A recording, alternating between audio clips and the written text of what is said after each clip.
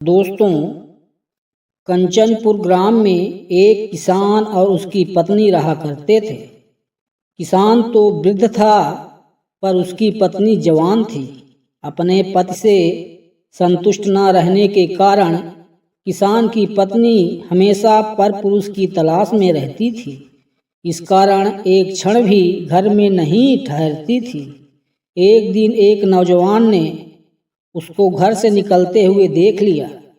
उसने उसका पीछा किया और जब देखा कि वह एकांत में पहुंच गई तो उसके सम्मुख जाकर उसने कहा, देखो, मैं तुमसे बहुत प्रेम करता हूँ, मेरे साथ चलो।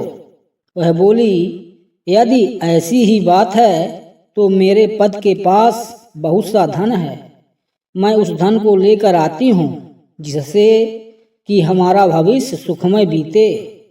नौजवान ने कहा, ठीक है, जाओ, कल प्रातःकाल इसी समय इसी स्थान पर मिल जाना। इस प्रकार उस दिन किसान की पत्नी अपने घर लौट आई।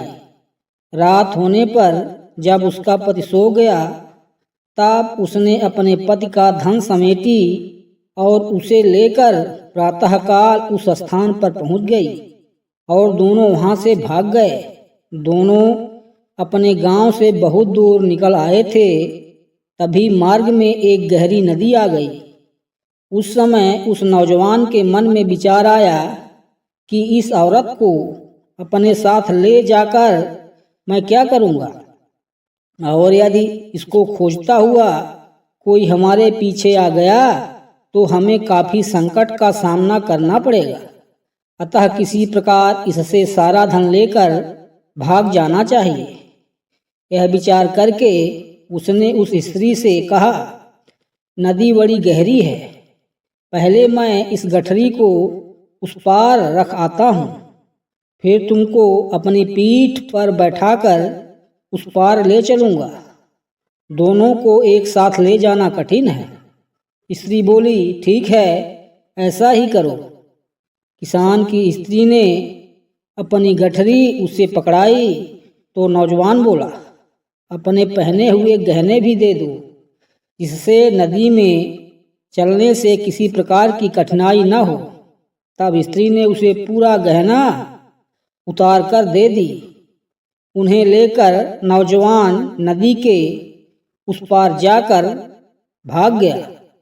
यह बात गांव से किसान को भी मालूम हो गई और जब वह स्त्री किसान के घर गई तब किसान ने उसे घर में घुसने नहीं दिया और अपमानित करके उसे भगा दिया। वह औरत अपने दुराचरण के कारण कहीं की नहीं रही। अतः इस प्रकार के प्रेम में फंसकर गलत कर्मों का मार्ग नहीं अपनाना चाहिए। प्रिय दोस्तों, यदि ये कहानी आपको अच्छी लगी हो तो कृपया चैनल को लाइक और सब्सक्राइब कर लें।